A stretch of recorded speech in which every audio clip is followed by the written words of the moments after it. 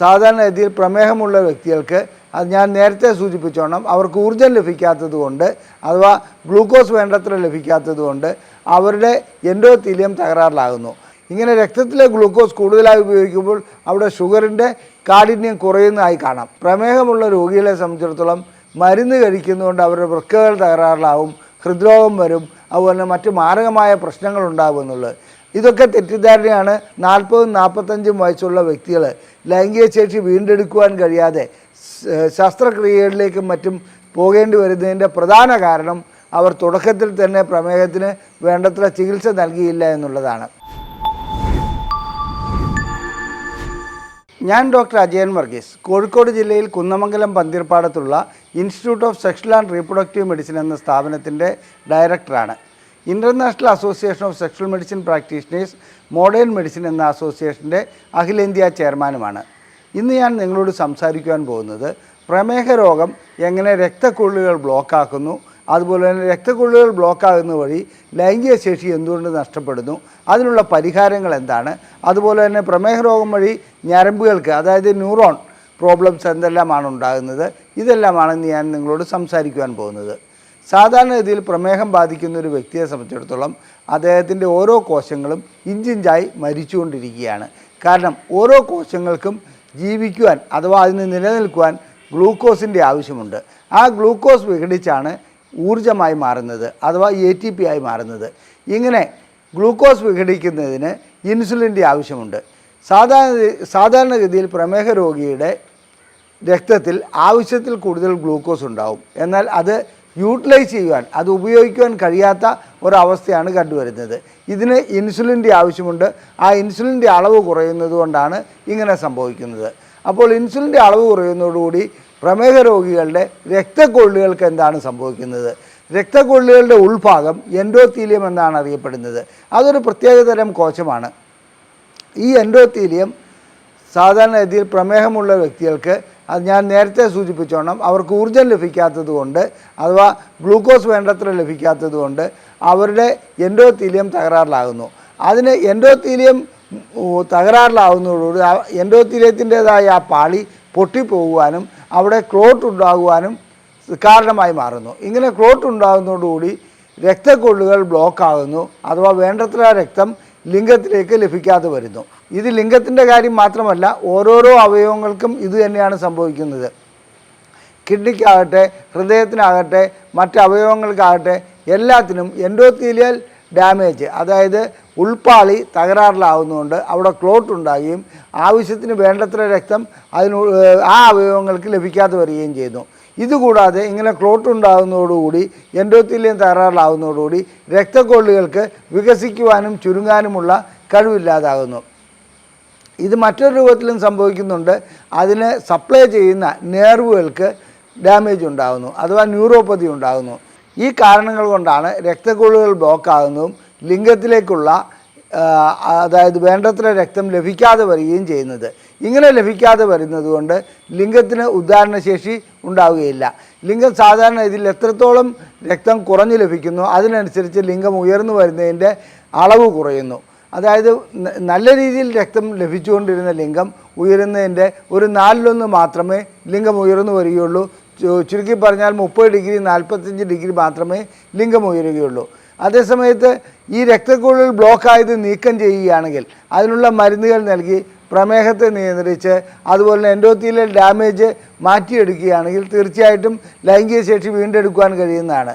സാധാരണഗതിയിൽ ഇതിനു വേണ്ടിയിട്ട് ആദ്യം ചെയ്യേണ്ടത് പ്രമേഹ രോഗം എത്രത്തോളം ഉണ്ടെന്നുള്ളത് കണക്കിലെടുക്കുകയാണ്.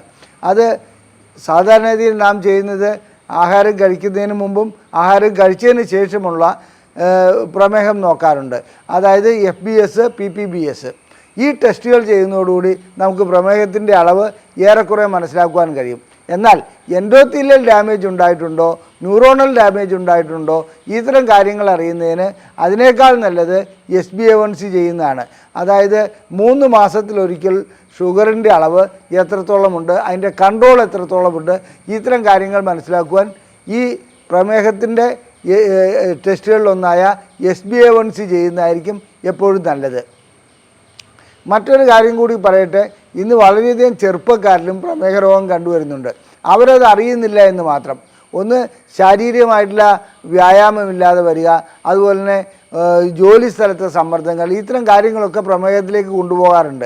അങ്ങനെ പ്രമേഹം വരുന്ന വ്യക്തികൾ തനിക്ക് പ്രമേഹമില്ല എന്ന് ധരിച്ചുകൊണ്ട് അവർ ജീവിതം മുന്നോട്ട് പോകുന്നു.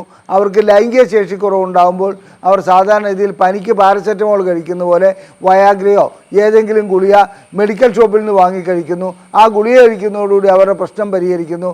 വീണ്ടും അവർ ഈ അറിയപ്പെടാത്ത പ്രമേഹവും വെച്ചുകൊണ്ട് മുന്നോട്ട് പോവുകയാണ്.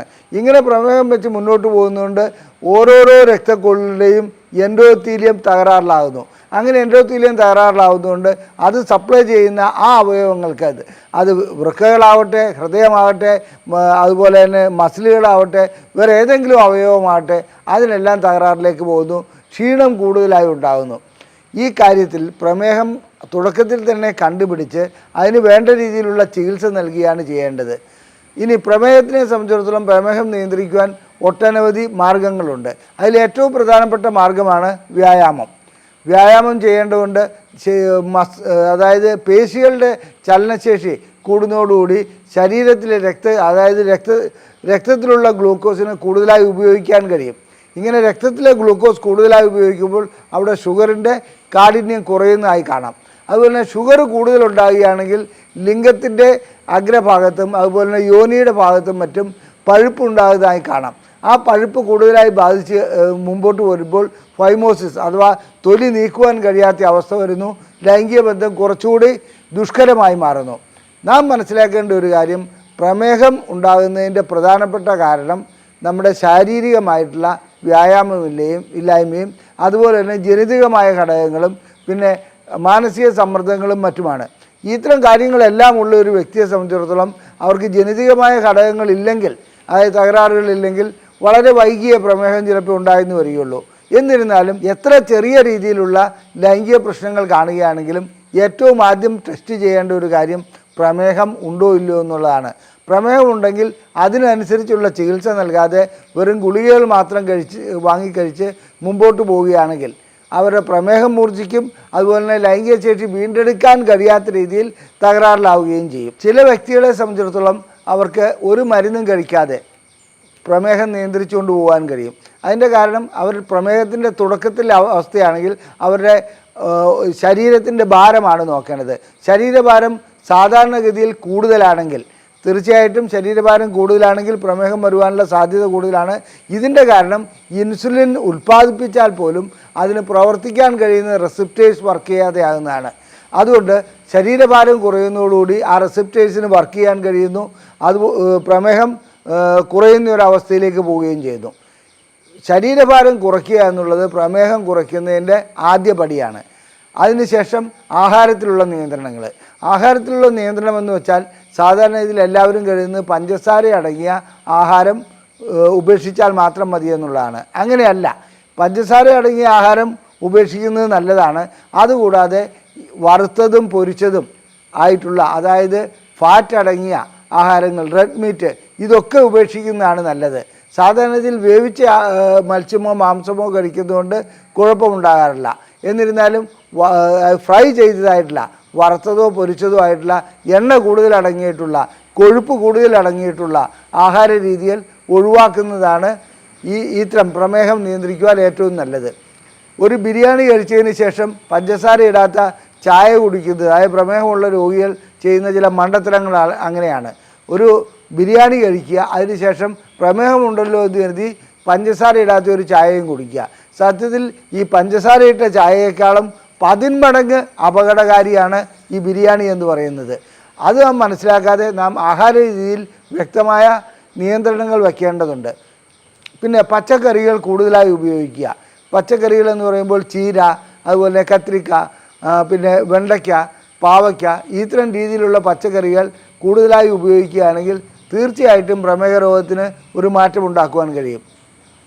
ഇതുകൂടാതെ മരുന്നുകൾ, ചിലരെ സംബന്ധിച്ചിടത്തോളം ഒരു തെറ്റിദ്ധാരണയുണ്ട്, പ്രമേഹമുള്ള രോഗികളെ സംബന്ധിച്ചിടത്തോളം മരുന്ന് കഴിക്കുന്നതുകൊണ്ട് അവരുടെ വൃക്കകൾ തകരാറിലാവും, ഹൃദ്രോഗം വരും, അതുപോലെ മറ്റ് മാരകമായ പ്രശ്നങ്ങൾ ഉണ്ടാകും എന്നുള്ളത്. ഇതൊക്കെ തെറ്റിദ്ധാരണയാണ്. പ്രമേഹ രോഗികൾ മരുന്ന് കഴിക്കാതെ ഇരിക്കുകയാണെങ്കിലാണ് അവരുടെ വൃക്കകൾ തകരാറിലാകുന്നത്. മരുന്നല്ല വൃക്കകൾ തകരാറിലാക്കുന്നത്. മരുന്നൊരിക്കലും അതിനെ വൃക്കകൾ തകരാറിലാക്കുന്നില്ല. അവർക്ക് പ്രമേഹ രോഗികൾക്ക് പ്രമേഹത്തിനുള്ള മരുന്നുകൾ കഴിക്കുന്നതുകൊണ്ട് അവരുടെ വൃക്കകൾ സംരക്ഷിക്കപ്പെടുകയാണ് ചെയ്യുന്നത്. ചില രോഗികളെ സംബന്ധിച്ചിടത്തോളം തന്നെത്താൻ നിയന്ത്രിച്ച് പ്രമേഹത്തെ മുന്നോട്ട് കൊണ്ടുപോകാൻ കഴിയുമെന്നുള്ളൊരു ധാരണയുണ്ട്. ഒരിക്കലും കഴിയുന്ന ഒരു കാര്യമല്ല. തന്നെത്താൻ നിയന്ത്രിച്ച് കൊണ്ടുപോകാൻ കഴിയില്ല. എത്ര ആഹാരം നിയന്ത്രിച്ചാലും എത്ര വ്യായാമം ചെയ്താലും ചില വ്യക്തികൾക്ക് മരുന്ന് അത്യന്താപേക്ഷിതമാണ്. അത്തരം വ്യക്തികൾ മരുന്ന് കഴിക്കുക തന്നെ വേണം. എനിക്ക് പറയുവാനുള്ളത്, പ്രമേഹം ഉണ്ടെങ്കിലും ഇല്ലെങ്കിലും അത് നാം ചിലപ്പോൾ അറിയാതെ പോകാം. ലൈംഗിക ശേഷിക്കുറവിൻ്റെ ഒരു നേരിയ ലക്ഷണം കണ്ടാൽ പ്രമേഹം ടെസ്റ്റ് ചെയ്യണം. പ്രമേഹം ടെസ്റ്റ് ചെയ്തതിന് ശേഷം അതിനുള്ള ചികിത്സകൾ, അത് വ്യായാമമാകട്ടെ, ആഹാര നിയന്ത്രണമാകട്ടെ, മരുന്നാകട്ടെ, ഇതിന് ഏതാണോ ഉതകുന്നതെന്ന് ഒരു ഡോക്ടറുടെ സഹായത്തോടു കൂടി കണ്ടുപിടിച്ച് ആ രീതിയിലുള്ള ചികിത്സയിലേക്ക് വരുന്നതാണ് നല്ലത്. പിന്നീട് മറ്റൊരു കാര്യം, ഇതിൻ്റെ കാരണമായിട്ടുള്ളത് അമിതഭാരമാണെങ്കിൽ അത് കുറയ്ക്കണം, മാനസിക സമ്മർദ്ദമാണെങ്കിൽ അത് കുറയ്ക്കണം, അതുപോലെ തന്നെ ആഹാര രീതിയിലും മറ്റു രീതിയിലുള്ള പ്രശ്നങ്ങളുണ്ടെങ്കിൽ അതിൽ മാറ്റം വരുത്തണം. ഇങ്ങനെ മാറ്റം വരുത്തി പ്രമേഹത്തിന് നിയന്ത്രണം ഉണ്ടാക്കുകയാണെങ്കിൽ നമ്മുടെ രക്തക്കൊള്ളുകളുടെ എൻഡോത്തീലിയം തകരാറാകാതെ വരും. അതിനെ സംരക്ഷിക്കുവാൻ കഴിയും. അങ്ങനെ സംരക്ഷിക്കുന്ന വഴി ലൈംഗിക ശേഷി വീണ്ടെടുക്കുവാനും കഴിയും. വളരെ തുടക്കത്തിൽ തന്നെ ചികിത്സ ചെയ്തു പോവുകയാണെങ്കിൽ, പ്രമേഹത്തിനുള്ള ചികിത്സ ചെയ്തു പോവുകയാണെങ്കിൽ പ്രായം കൂടുന്തോറും ഗുരുതരമായ അവസ്ഥകളിലേക്ക് പോവുകയില്ല. ഇല്ലെങ്കിൽ പ്രായം കൂടിക്കഴിഞ്ഞാൽ ലൈംഗിക ശേഷി വീണ്ടെടുക്കുവാൻ കഴിയാത്ത ഒരവസ്ഥയിലേക്ക് പോകാറുണ്ട്. 40-45 വയസ്സുള്ള വ്യക്തികൾ ലൈംഗിക ശേഷി വീണ്ടെടുക്കുവാൻ കഴിയാതെ ശസ്ത്രക്രിയകളിലേക്കും മറ്റും പോകേണ്ടി വരുന്നതിൻ്റെ പ്രധാന കാരണം അവർ തുടക്കത്തിൽ തന്നെ പ്രമേഹത്തിന് വേണ്ടത്ര ചികിത്സ നൽകിയില്ല എന്നുള്ളതാണ്. അതുകൊണ്ട് ഒരു കാര്യം പറയട്ടെ, പ്രമേഹ രോഗികളുടെ കൂടപ്പിറപ്പാണ് ലൈംഗിക ശേഷിക്കുറവ്. അതിന് പരിഹാരം കണ്ടെത്തുന്നത് ചികിത്സ വഴിയായിരിക്കണം. അതല്ലാതെ നാം ചില അനുമാനങ്ങളിൽ കൂടി മുന്നോട്ട് പോയിട്ട് ഒരു കാര്യവുമില്ല. ഞങ്ങളുടെ ഈ വീഡിയോ നിങ്ങൾക്ക് ഇഷ്ടപ്പെട്ടുവെങ്കിൽ നിങ്ങളുടെ സുഹൃത്തുക്കൾക്ക് ഇത് ഷെയർ ചെയ്യുക. നിങ്ങളുടെ അഭിപ്രായങ്ങൾ കമൻറ്റ് ബോക്സിൽ രേഖപ്പെടുത്തുക. ഈ വീഡിയോ ലൈക്ക് ചെയ്യുക. ലൈംഗികമായിട്ടുള്ള എല്ലാ പ്രശ്നങ്ങൾക്കും ചികിത്സ നൽകുന്ന ഒരു സ്ഥാപനമാണ് ISRM. ഞങ്ങളുടെ ബുക്ക്ലെറ്റുകൾ സൗജന്യമായി ലഭിക്കുവാൻ ഇതിൽ ISRM എന്ന് ടൈപ്പ് ചെയ്ത് ഇവിടെ കാണിച്ചിരിക്കുന്ന നമ്പറിൽ വാട്സപ്പ് ചെയ്താൽ മതി. അതുപോലെ തന്നെ നിങ്ങൾക്ക് ചികിത്സ ആവശ്യമുണ്ടെങ്കിൽ ഈ നമ്പറിൽ തന്നെ വിളിച്ച് ബുക്ക് ചെയ്യാവുന്നതാണ്. നന്ദി, നമസ്കാരം.